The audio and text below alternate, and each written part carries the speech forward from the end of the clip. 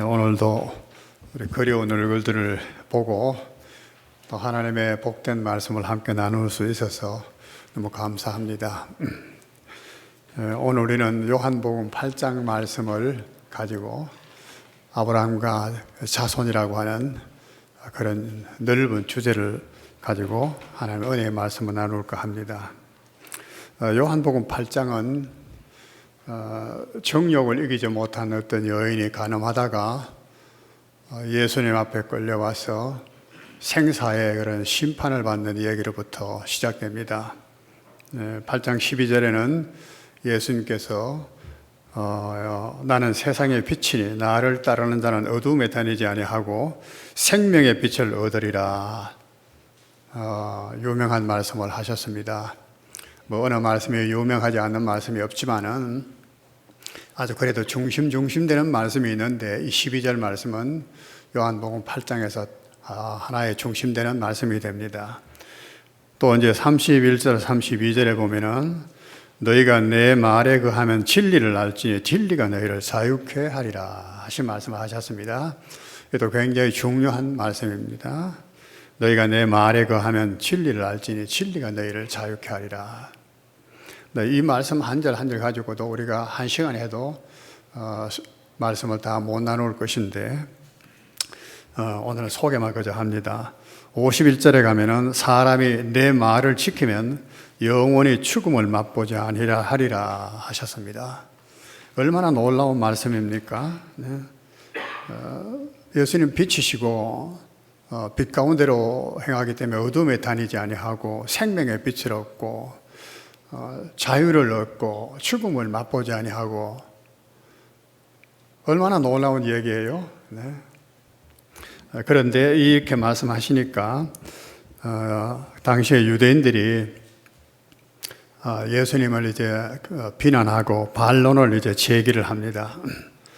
첫 번째 이제 그들의 반론은 우리가 아브라함의 자손으로 종이 된 적이 없는데 네가 어떻게 자유하라고 하느냐, 자유를 준다고 하느냐 이런 말씀을 했습니다. 33절에 그 말씀 있죠. 우리가 아브라함의 자손인데 어째 종이 된 적이 없다. 우리는 자유자다 이렇게 말을 했습니다. 근데 이 모든 말씀들을 보면은 이 사람들은 죄라고 하는 것을 모르고 있습니다. 죄가 무엇인지. 그래서 죄의 종이 된다는 말씀을 그 뒤에 하시는데 예수님 말씀하시는 것은 인간적인 어떤 관계 속에서 종이 된다는 그런 말씀을 하신 것이 아니라 그것이 핵심이 아닙니다. 죄에 매여 있으면 죄에 끌려가는 종이 된다. 이 여인도 정욕에 못 이겨서 간음을 했습니다. 죄에 끌려간 거예요. 죄의 종인 것입니다. 그 말씀을 하셨어요. 죽음도 뭡니까? 죽음을 맛보지 아니하리라. 모든 사람이 죽었는데 맞습니다. 맞는 말은 맞아요. 그러나 그것은 일단 육신적인 죽음에 대한 것을 말하지만 영원한 죽음을 그들은 모르는 것입니다. 죄로 말미암아 죽는 죽음은 둘째 사망에 처해지는 엄청난 죽음입니다. 지옥에 던져지는 죽음입니다. 그런 죽음을 맛보지 아니한다 예수님 말씀하셨지만은 유대인들은 이들을 이해 못합니다. 그러니까 우리가 아브라함의 자손으로서 종이 된 적이 없다 말하고 또 반론한 것이 아브라함도 선지자도 다 죽었는데 너는 어떻게 네 말을 지키면 영원히 죽음을 맛보지 아니한다 하느냐 52절에 그렇게 또 반론을 하지요. 그러면서 궁극적으로 가서는 네가 이렇게 함부로 하나님만이 하실 수 있는 이런 말들을 참남하게 말하는데 너는 누구냐 도대체 너는 누구냐 그런 말을 이제 묻습니다. 이 참 대단히 중요한 질문이죠. 우리가 다 답할 수 있어야 될 그런 질문입니다. 여러분들은 스스로 이 질문에 대해서 답을 가지고 있습니까? 오늘 우리 예수님께서 말씀하신 답을 생각해 보는 겁니다. 아브라함의 자손이 무엇인가? 우리가 아브라함의 자손이다라고 말했지만은 오늘 읽은 본문 37절에 말했습니다. 나도 너희가 아브라함 자손인 줄 아노라 인정을 하셨어요. 아브라함 자손이다.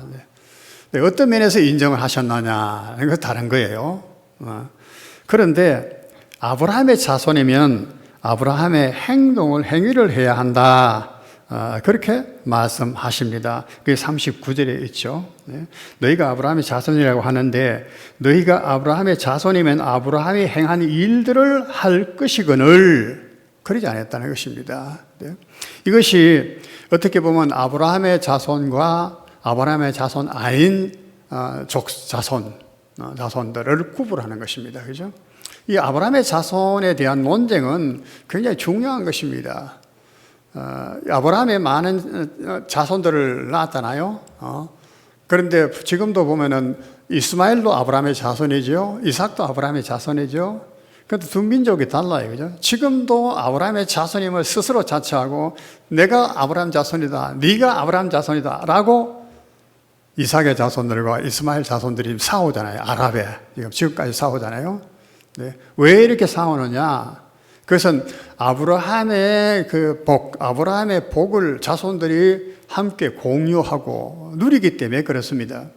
하나님이 아브라함에게 주신 복이거든요. 너와 네 자손들에게 준다.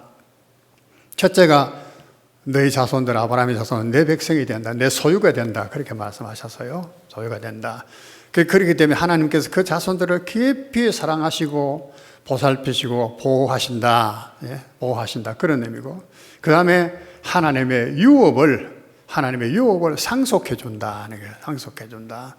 장자권을 통해서 우리가 그것을 알 수가 있죠. 하나님 장자에게 그런 그 유업을 주신다. 이런 복이 있으니까 아브라함의 자손이라고 하는 것, 물론 이것이 다 그 유업이 무엇이고 하는 것을 우리가 생각하려면 끝이 없습니다. 다. 그런데 조금 우리가 오늘 그 언급은 하겠지만은 이런 복이 있기 때문에 아브라함의 자손이라고 하는 것은 하나님의 택한 하나님의 소유다. 하나님의 것이다. 만민들하고 구별한 존재다. 라고 하는 이런 굉장한 자부심을 가지고 있고 자부심을 가질 만하지요. 왜? 하나님의 복을 누리고 하나님의 보살피시니까. 너를 저주하는 자는 내가 저주하겠다. 너를 축복하는 자는 내가 축복하겠다. 그만큼 하나님의 편이 되어 주시니까 얼마나 복된 사람입니까? 일국의 권세 있는 왕의 그런 뒷배경이 있는 것, 배경이 아니라 천지의 주제이신 하나님의 배경을 삼고 있으니까 엄청난 복이죠. 그래서 아브라함의 자손임을 굉장히 귀하게 여긴 겁니다. 그런데 예수님께서는 여기에 나도 너희가 아브라함 자손인 줄 안다. 그들은 아브라함의 자손이라고 했던 그 사람들의 뜻을 예수님을 아신 겁니다. 저희들은 아브라함의 피를 타고 났다. 몸에서 혈통을 따고 났다는 것을 가지고 아브라함의 자손이다. 우리 아버지 아브라함이다. 이렇게 말하고 있어요. 그건 맞다는 것입니다. 그러나 예수님께서 지금 아브라함의 자손이라고 하는 것은 어떤 면에서 말합니까? 그 뒤에 말씀하시지 않아요? 39절에서 말한 것처럼 너희가 아브라함의 자손이면 아브라함 아버지의 행위를 모든 일들을 할 것인데 너희는 아브라함에게 난 것이 아니고 마귀에게서 났다 이게야. 마귀에게 속한 존재다. 모르겠습니다. 유대인들은 그 아브라함의 자손, 이 유대인들의 보면 생긴 모습도 우리하고는 좀 다르잖아요. 사마리아 여자도 예수님을 보고 당신은 유대인인데 탁 알아보잖아요. 유대인의 모습이 좀 다르죠. 옷 입는 태도도 무슨 다 머리 모양도 다 달라. 유대인 그런 면에서 아브라함 자손은 이 사람들 맞아 말하는데 예수님은 그게 지금 두고 말하는 것이 아닙니다. 어떤 아브라함의 행위를 아버지의 행위를 너희가 하고 있느냐 하는 것이죠. 아브라함의 행위를 너희가 하고 있느냐. 오늘 우리도 마찬가지입니다. 하나님의 자녀. 그러면은 우리 아버지가 하나님이면 하나님 아버지의 모습이 뭐가 내한테 있느냐. 그것이 있어야 하나님의 자녀다. 그렇게 말할 수 있는데 전혀 하나님 아버지 닮은 점도 없는데 하나님 아버지의 마음도 행위도 하지 않는데 하나님의 아버지의 자녀라. 그렇게 말할 수가 있느냐. 어떤 의미에서 하나님이 우리를 모두 지으셨으니까 우리 모두 인류가 하나님의 자녀는 틀림없어요. 그러나 진정한 하나님의 자녀는 다르다. 그 말 마찬가지예요. 너희는 너희 아비 마귀에서 났다. 44절에는 그렇게 말했습니다. 그래서 너희 아버지 욕심대로 너희도 행한다. 마귀가 욕심으로 행하잖아요. 욕심대로 행한다. 욕심을 많이 부리는 사람은 좀 돌아봐야 됩니다. 욕심대로 행한다. 정욕대로 행한다. 그게 마귀에 속한, 마귀에게서 난 자의 특징이에요. 그래서 이것으로 구별하는 겁니다. 그래서 마태복음 17장 16절의 말씀에 보면 그 나무는 그 열매로 안다. 그들의 열매로 그 나무를 안다. 그렇게 말씀하셨잖아요. 나무. 다 열매를 보고 나무를 아는 것이지, 보통 사람은 나무는 잘 모르잖아요. 나무는. 벼가 어디서, 어떤 나무에서 자라는지 도시 아이들은 모르잖아요. 벼가. 땅에서 캐는 건지, 나무에서 따는 건지, 벼가 뭔지를 몰라. 열매를 보고는, 이 살나무구나, 이런 식으로. 그런 소리를 하는 것처럼요. 우리가 나무는 잘 몰라요. 열매를 보면서 나무를 아는 것이죠. 그래서 우리의 이 열매라는 것이 우리의 모든 행위예요. 행위. 아버지 아브라함의 그런 행위들을 해야지 너희가 아브라함의 자손이지.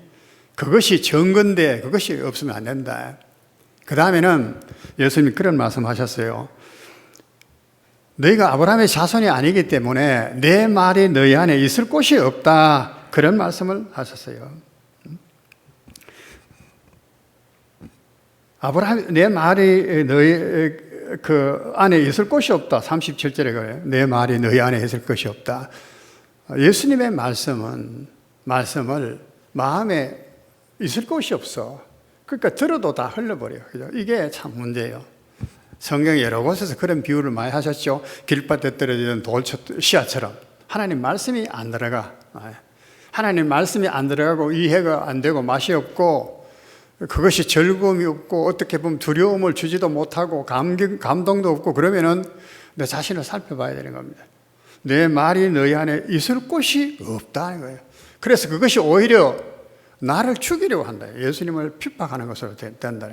이것들이 아브라함의 자손이냐 아니냐를 증거하는 그런 증거가 된다는 말씀을 하십니다. 그러면 아브라함의 그런 그 모든 행위들이 어떤 것이 있는가 우리가 생각해 봐야 되겠죠. 물론 그러면 아브라함의 그 생애를 쭉 생각해 보면서 아브라함이 어떤 그런 행위를 했는가를 우리가 살펴봐야 되는데, 이 시간 그럴 시간까지는 없잖아요. 줄여가지고 이제 간단하게 생각하는데, 아브라함은 말씀을 받았습니다. 하나님의 부르심을 받았을 때 갈 바를 알지 못하고 갔고, 말씀을 쫓아서 갔고, 그런 말을 했습니다. 이 말은 아브라함이 하나님의 말씀을 믿고, 하나님과 하나님의 말씀을 믿고 거기에 따라 순종하고 받들었다라고 하는 행위입니다. 하나님 말씀을 따라 모든 것을 따라 움직였어요. 이것을 우리는 믿음이라고 그렇게 말합니다. 믿음으로 이렇게 했다.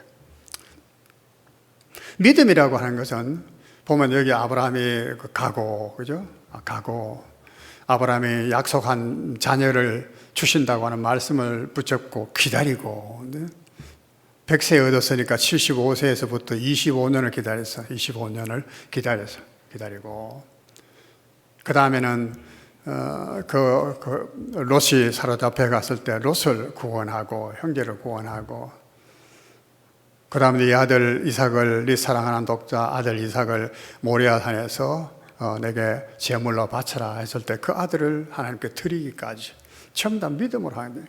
근데 이 행위는 우리 알아야 될 것은 우리 행위만을 또 보잖아요. 성경은 또 우리 행위만을 보지 않아요. 외식이라는 것이 또 있거든요. 그래서 이 우리 행위는 반드시 우리 속에 마음이 있어야 돼요. 마음의 작동이 있어야 돼. 우리 뜻이 거기에서 작동해야 돼. 마음과 뜻에서 행위가 발언하는 겁니다. 나오는 것이죠. 마음도 없고 뜻도 없는데 우리가 행위를 하는 것을 우리는 외식이라 그렇게 말합니다. 자의적인 의라 그렇게 말합니다. 사람들에게 보이려고 자기 이름을 내세우고 자기를 돋보이기 위해서, 칭찬받기 위해서, 어떤 이익을 위하여 어쨌든 간에 자기의 사람들이 좋게 보이는 일들을 한다는 거야.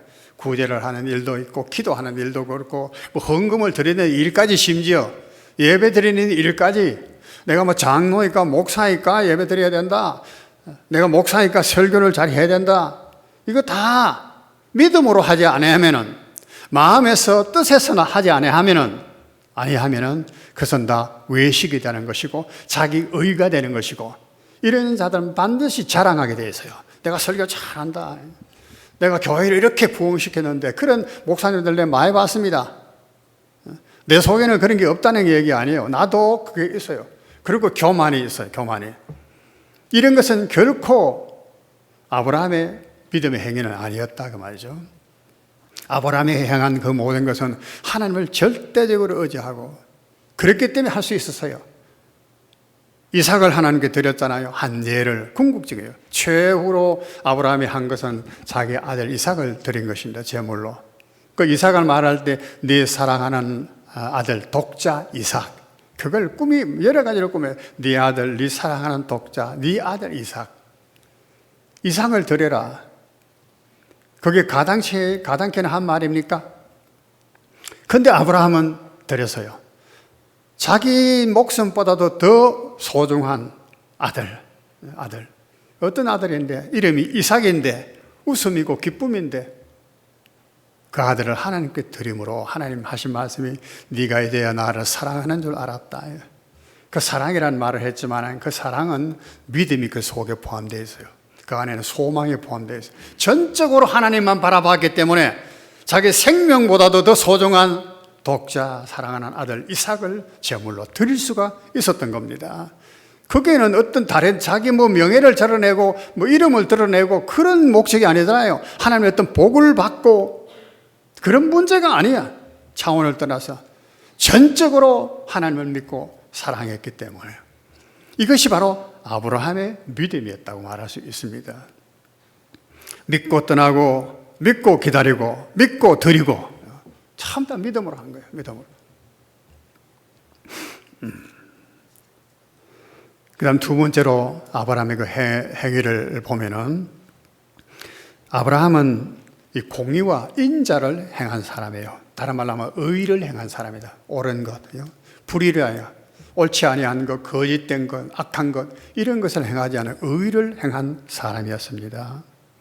창세기 18장을 보면은 소돔 고모라를 멸하러 가는 천사가 나왔어요. 아브라함에게 왔습니다.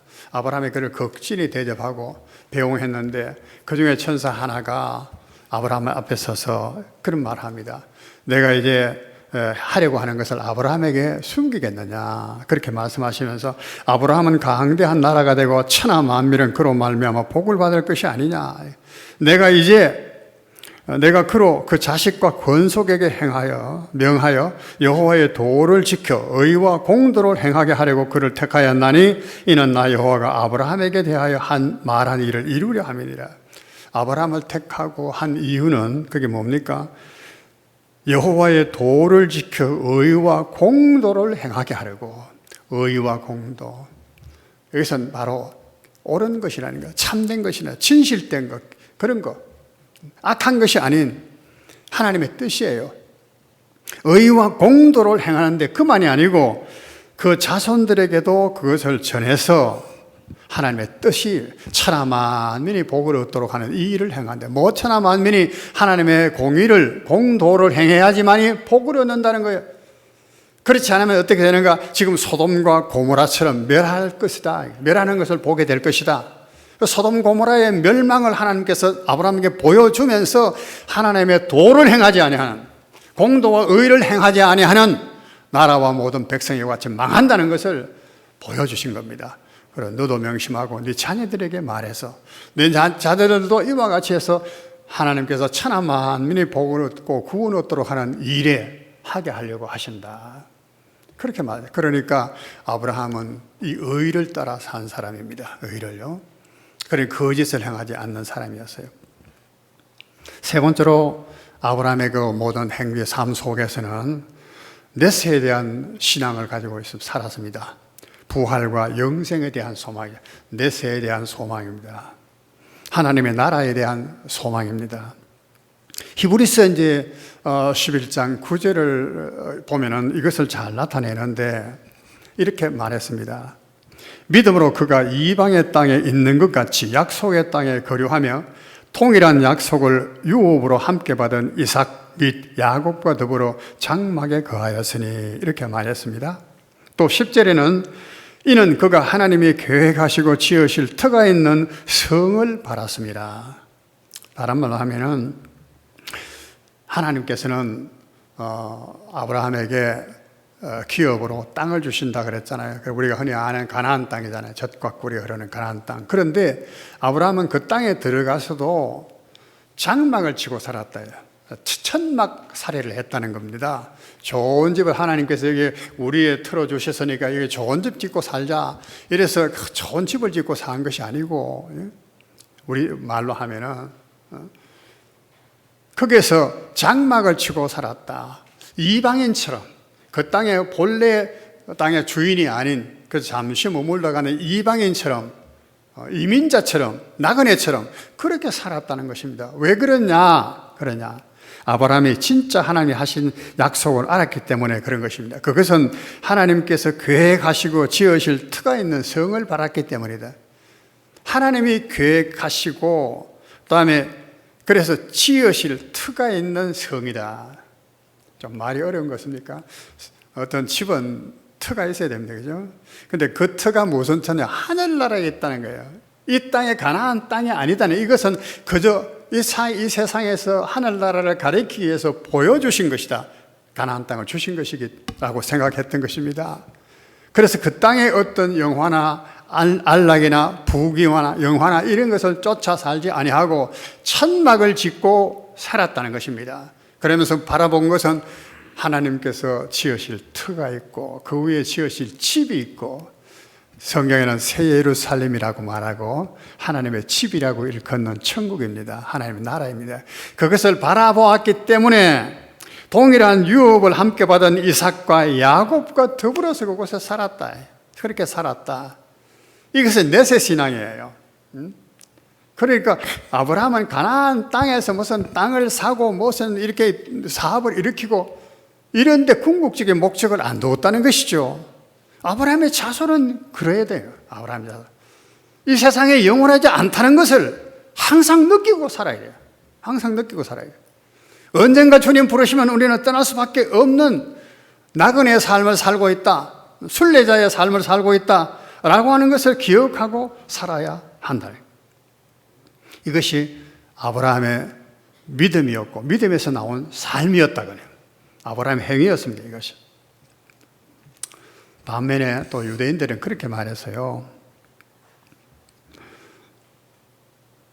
내 말을 지키면 죽음을 영원히 맛보지 아니하리라. 이렇게 이제 말씀한 것을 받아서 53들이 아브라함과 모든 선지자들도 죽었거늘 네 말은 사람이 네 말을 지키면 영원히 죽음을 맛보지 아니한다 하니 너는 이미 죽은 우리 조상 아브라함보다 크냐? 아브라함도 죽고 선지자도 다 안 죽었냐? 그런데 어찌 죽음을 맛보지 아니한다 하냐?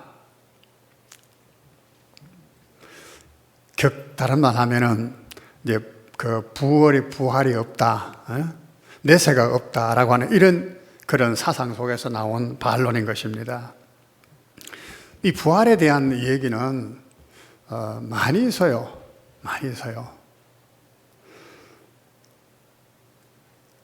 마태복음 22장에도 그렇고 누가복음 12장에도 그렇고 이 유대인들 중에도 바리새인들은 몸의 부활을 믿었지만 사두개인들 부활을 믿지 않았어요. 그래서 예수님께 질문을 하여 그들 나름대로의 이론을 가지고 모세가 일러준 율법에 의하면은 형님이 장가를 들었는데 자식을 얻지 못하고 죽어버렸다. 그러면은 그 동생이 형수를 취해서 자식을 얻어서 형님의 대를 잇도록 해줘야 된다. 이게 법이에요, 요즘 법. 그것을 이제 딱 예를 들어서 어떤 사람이 형제 5이 있었는데 마정이 장가를 들었어. 그런데 자식을 못 얻고 죽어서 둘째가 다시 그 형수를 취해서 장가를 들었어. 그런데 둘째도 자식 못 낳고 죽었어. 셋째도 넷째도 다섯째도 그렇게 죽고 그 여자도 종래에는 죽었어. 만약에 우리 몸에 부활이 있다면은 우리가 그 여인은 누구의 남편이 아내가 돼야 되겠습니까? 이렇게 물어요. 그 예수님께서 하신 말씀이 참 너희가 성경도 모르고 하나님의 능력을 몰라가지고 오해하였구나. 여러분, 성경 모르고 하나님의 능력 모르면 엉뚱한 소리를 해요. 교회 와서도 성경 읽고 안다고 하면서도 되게 엉뚱한 소리를 합니다. 그래서 빡빡 우게 세웁니다. 이들부처럼. 그러니까 논리적으로 안 맞잖아요. 누구의 아내야 돼야 되겠습니까? 그러니까 부활이 있다고 하는 것은 말이 안 되잖아요. 그래서 이제 예수님이 하신 말씀이 하나님께서 모세에게 나는 아브라함의 하나님이요 이삭의 하나님이요 야곱의 하나님이라고 한 것을 알아듣지 못했느냐. 하나님은 죽은 자의 하나님이 아니고 살아있는 자의 하나님이시다. 이런 말이었어요. 하나님은 살아있는 자의 하나님이다. 이 말도 또 어려울지 몰라. 그래서 좀 더 쉽게 설명을 해드리면 마태복음 11장 11절 12절에 보면 이렇게 말씀하셨어요. 또 너희에게 이르노니 동서로부터 많은 사람이 이르러 아브라함과 이삭과 야곱과 함께 천국에 앉으려니와 그 나라의 본 자손은 바깥 어두운 데 쫓겨나 거기에서 울며 이를 갈미 있으리라. 동서로부터 세계 모든 곳에서 말이죠. 그들이 이르러서 아브라함과 이삭과 야곱과 함께 어디에 앉아요? 천국에 앉으려니와. 천국이 있다는 거예요. 천국에. 아브라함과 이삭과 야곱은 천국에 지금 함께 있고, 동서로 모든 하나님의 또 아브라함 자손, 영적으로 아브라함 자손인 그들도 아브라함과 함께 천국에 있을 것이지만은 너희 아브라함의 자손이라고 말하는 너희, 실제로는 아브라함의 행위를 따르지 않은 너희는 바깥 어두운 데서요. 어두운 데서 이를 갈미 설파함이 있으리라. 지옥을 말하는 것이죠. 있으리라. 누가복음 16장은 우리가 죽은 나사로 이야기를 합니다. 어떤 부자가 그 문간에서 거지 생활을 하며 살던 그런 사람이 있었는데, 부자도 죽고 거지도 죽었어요. 부자는 거창한 장례식을 통해서 수많은 사람이 울고 하는 애도하는 가운데 장례식을 치렀어. 그런데 떨어진 곳은 지옥이라, 음보라, 펄펄 끓는 지옥불에 떨어져서 고통 중에 눈을 들어보니까 자기 집 쓰레기통을 지리던 그 나사로가 아브라함의 천국의 품에 안겨있다. 아브라함의 품에 안겨있는 걸 봤어요. 그 장면이 나오잖아요. 분명히 아브라함의 품에 나사로가 안겨있어. 거지는 지옥에 떨어졌어. 여기에 내세라고 하는 것에 대한 분명한 그런 존재에 대해서 말씀을 하시는 것입니다. 구약에는 부활이 없다, 구약에는 부활 사상이 없다, 이런 말하는, 생각하는 사람들은 어리석은 자예요. 바리새인들은 육체의 부활을 믿기도 했습니다. 예를 들어서 에스겔서 37장 같은 곳에는 에스골 골짜기에 해골이 말랐어. 죽은 사람들의 해골들이 산더미처럼 흩어져 있어. 하나님께서 그 광병을 쫙 보여주시면서 에스겔 선지자에게 묻잖아요. 인자야, 이 뼈들이 살겠느냐? 그러니까 그 뼈들이 어떻게 살겠습니까? 뼈가 얼마나 오래됐는지 그 기름기 다 빠지고 바삭바삭한 뼈야. 이게 어떻게 살겠냐? 인자에 살겠냐? 그 에스겔이 하나님께서 물으시니까 여호와께서 아십니다. 이렇게만 대답했어요. 참 지혜로운 대답이죠. 성경에 보면 지혜로운 대답이 참 많습니다. 아브라함이 이삭을 독자를 데리고 가는데, 아버지여, 풀도 있고 나무도 있는데 제사할 어린 양은 어디 있습니까? 하나님께서 준비하신다. 아들아, 하나님께서 준비하신다. 이랬어. 베드로가 네가 나를 사랑하느냐? 네가 나를 사랑하냐? 예수님 물었을 때 뭐라고 했습니까? 주여, 내가 주님 사랑을 주께서 아십니다. 주께서. 사람의 생각으로는 죽은 해골이 살아날 수가 없습니다. 뼈들이. 그런데 하나님은 그 뜻을 보이시는 겁니다. 말씀하시고 해골아 일어나라 말씀하시고 생기를 부르는 그 뼈들이 다 살아서 큰 이스라엘의 군대가 되었다. 부활의 상징입니다. 부활의 상징. 부활의 모습을 보여주신 것입니다. 창세기 5장 21절에 보면은 저기 노아 시대 전에 에녹이라고 하는 선지자가 있었습니다. 그죠? 선지자. 그는 하나님이 데려가심으로 세상에 다시 있지 않더라. 하나님이 데려가셔서 어디에 데려가셨나요? 하늘나라, 하나님의 천국으로. 그 시대 사람이 에녹을 다시는 보지 못했어. 분명히 천국의 존재를 구약시대에서 이렇게 말씀해 주신 것입니다. 그런데도 아브라함도 죽고 선지자도 죽었거늘 어떻게 죽음을 맛보지 않는다 말하느냐. 죽음을 맛보지 않는다는 것은 영원한 죽음의 고통, 그걸 말하는 것입니다. 죽음의 고통.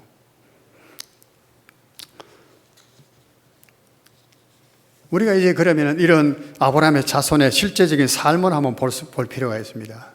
아브라함의 자손의 삶. 우리는 자손이라고 하면 바로 우리 자신의 아브라함의 자손자 이렇게 적용을 시키지만 실제로 이때 아브라함의 자손은 누구입니까? 이삭이었습니다. 그렇죠? 야곱이었습니다. 요셉이었습니다. 유대인들이었습니다. 1차적으로. 근데 다 이 얘기는 할 수 없으니까 이삭을 우리가 한번 보면은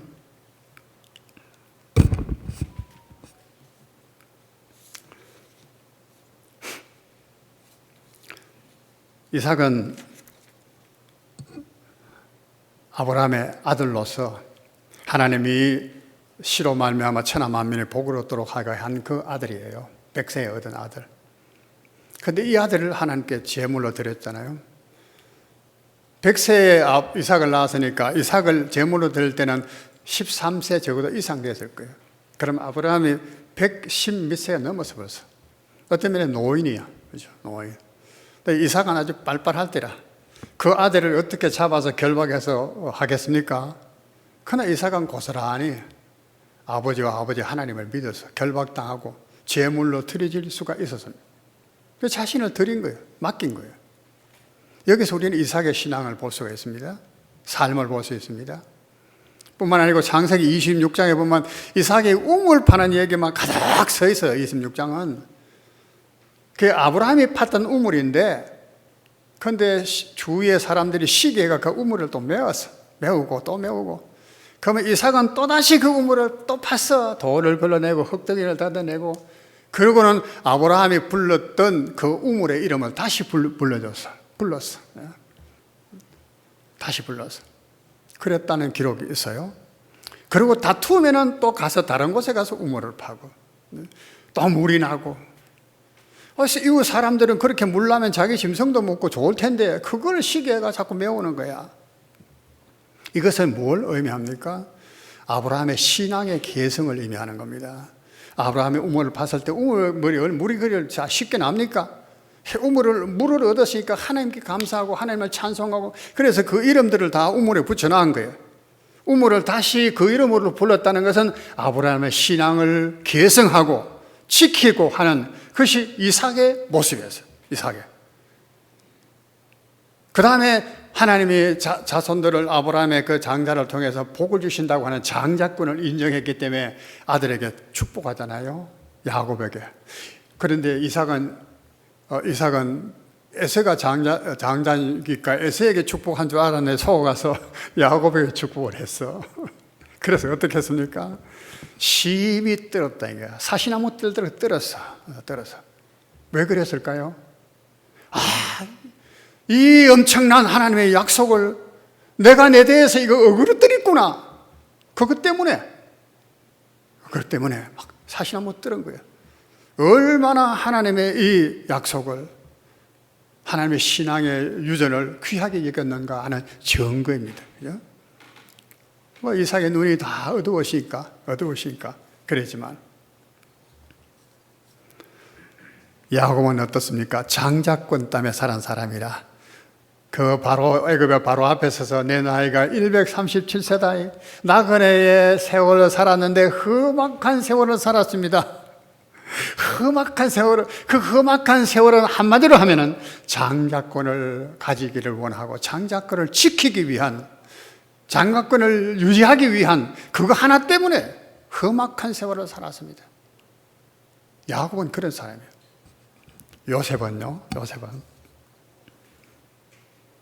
요셉에 대해서 정말로 하나님의 그 약속이 다 이루어지는 듯 했습니다. 요셉은 거룩함과 화평함을 쫓은 사람이에요. 그는 하나님께서 보여주는 꿈을 딱 꿨죠. 꿈을 봤습니다. 그러면 그 꿈을 따라 사는데 항상 거룩함을, 거짓을 쫓아 살지 않았습니다. 형들이 잘못하는 것을 참아보지 못해 아버지한테 다 일러바쳤어. 큰 형이 이런 일을 합디다. 작은 형이 이런 일을 합디다. 일러바치는 거야.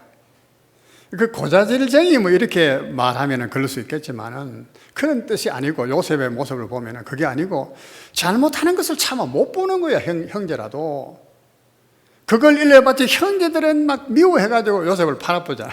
죽이려고 하다가 애굽에 팔려가서도 요셉은 보디발의 집에 가서 하는 일이 너무 충성스럽고 하나님이 복을 주시니까 잘 되고, 요셉이 잘생겨서 보디발 아내가 청년 요셉을 유혹하려고 온갖 짓을 다 했거든. 요셉이 한 말이 뭡니까?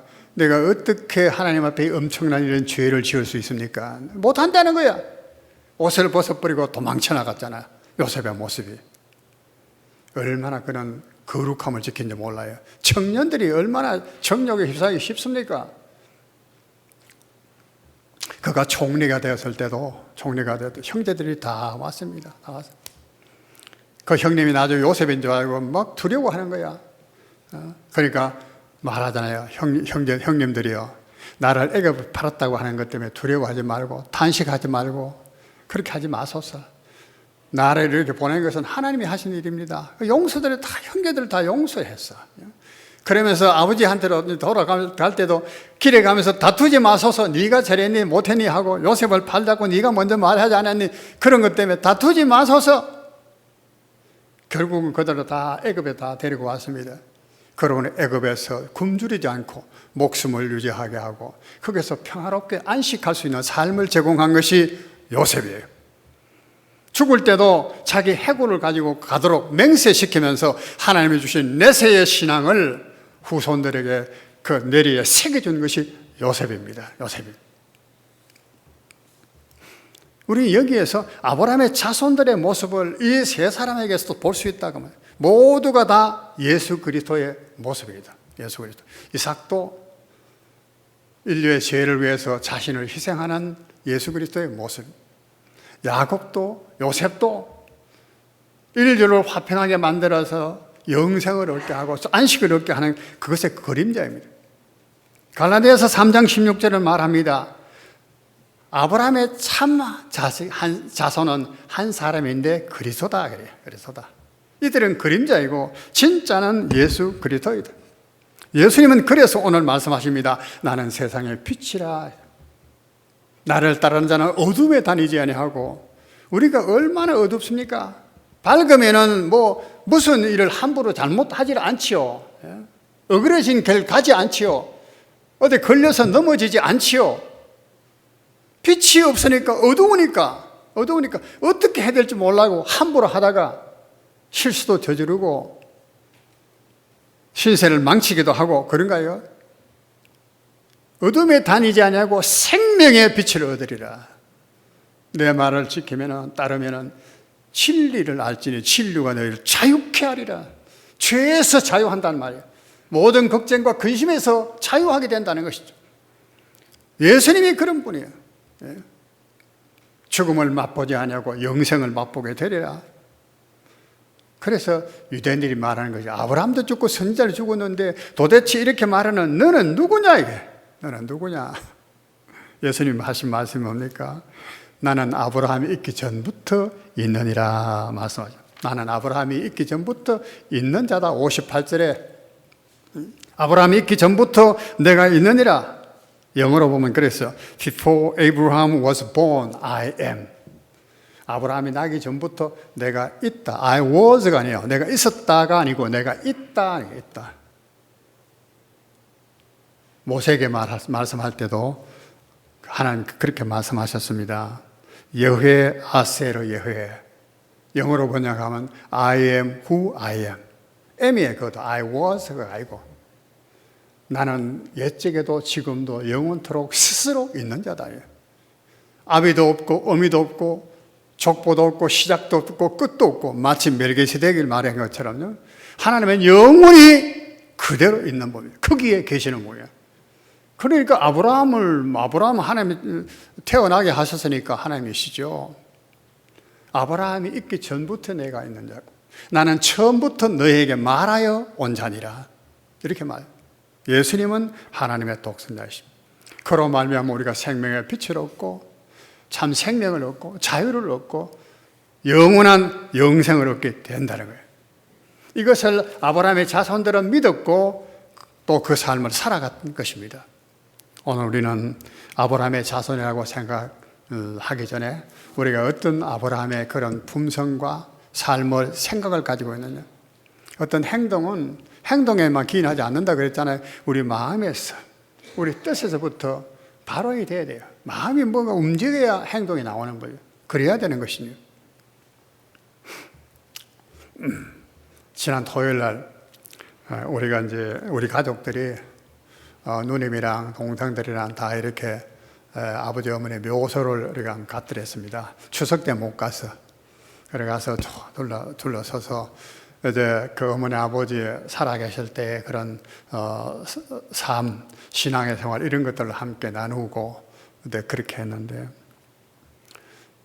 그러면서 이제 다시 한번 우리 마음에 새기고 그랬죠. 우리가 그 성묘하는 것도 그런 것 아니겠습니까?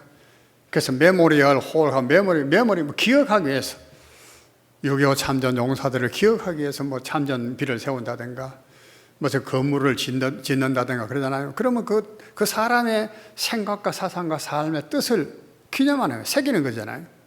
성묘는 그런 의미가 있다고 봅니다. 그래서 가서 나 그런 생각을 했어요. 참 좋으신 내 아버지, 참 좋으신 내 어머니, 그런데 이들을 주신 하나님 아버지, 그분은 영원히 살아계셔서 하나님 감사합니다 라고 우리가 그렇게 서로 신앙을 고백하고 나누고 다짐하고 그렇게 돌아왔습니다. 사랑하는 성도 여러분, 우리가 이 이삭처럼 요셉처럼 말이에요, 조상들이 파놓았던 그 신앙, 참 우리 아버지 때, 할머니 때는 정말로 줄이면서 신앙생활을 했어요.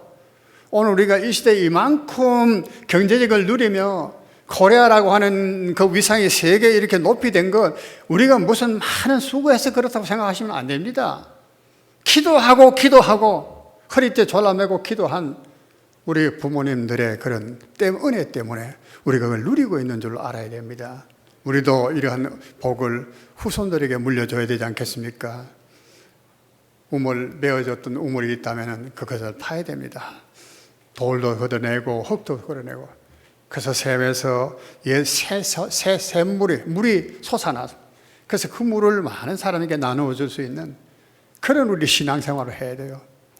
요셉처럼 형제를 화목하게 만들고 가족들이 다 안식할 수 있도록 해주는 그런 화평과 거룩을 쫓는 그런 사람이 되어야 됩니다. 그래야 우리가 아브라함의 자손이라고 말할 수 있는 것입니다. 우리가 억지로 하는 것이 아닙니다.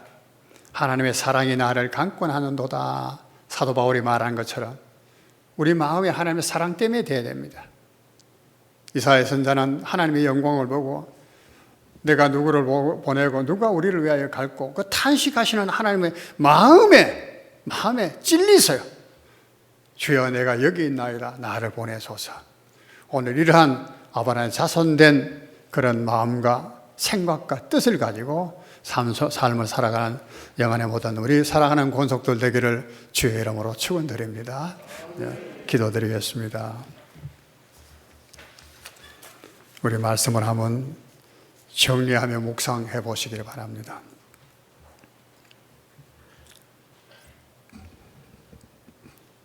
하나님 아버지, 하나님께서는 아브라함에게 복을 주시고 그 모든 자손을 내 백성 삼고 내 자녀 삼고 그들에게 하늘의 기업을 주며 땅에서 그들을 보호하고 인도하고 다스려야겠다 말씀하셨습니다.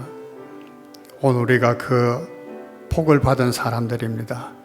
그러나 아브라함의 그 행위를 우리가 본받은 바가 너무나 없습니다. 다시 한번 말씀과 더불어 이를 마음에 새기고 덮여진 그런 막혀진 그런 우물과 같은 신앙이 있었다면 다 걷어내고 거기에서 믿음의 생수가 쏟아날 수 있는 역사를 회복할 수 있는 우리가 되게 하셨사 우리 후손들이 그 우물물에서 영원토록 마시고 목마름이 없는 그런 삶을 살도록 복을 누리게 해주실 것을 원합니다. 아브라함과 이삭과 야곱의 자손이라고 하는 일컬음을 우리 자손들이 일컬어지기를 원합니다. 우리 하나님의 붙들어 주시옵소서. 아브라함을 택하셨듯이 택하시고 인도해 주시옵소서. 예수님 이름으로 기도드립니다. 다 같이 일어나셔서 찬양하시겠습니다.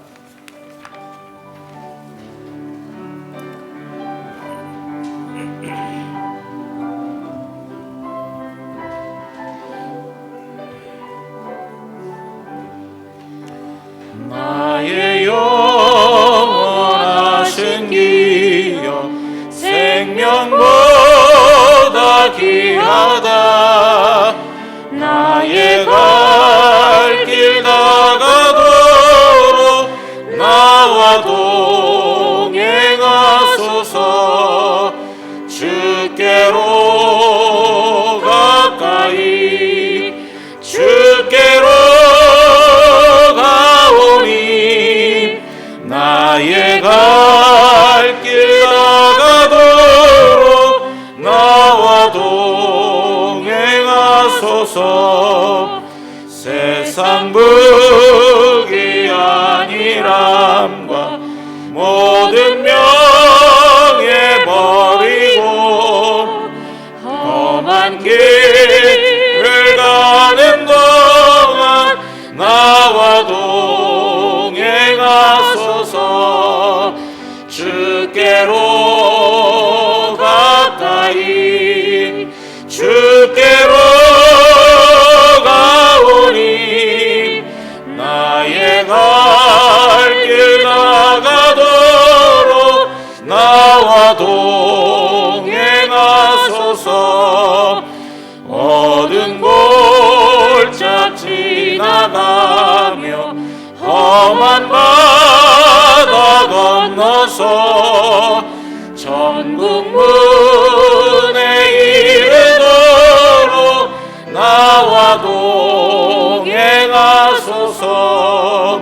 주께로 가까이 주께로 가오니 나의 갈 길 나가도록 나와 동행하소서. 아멘.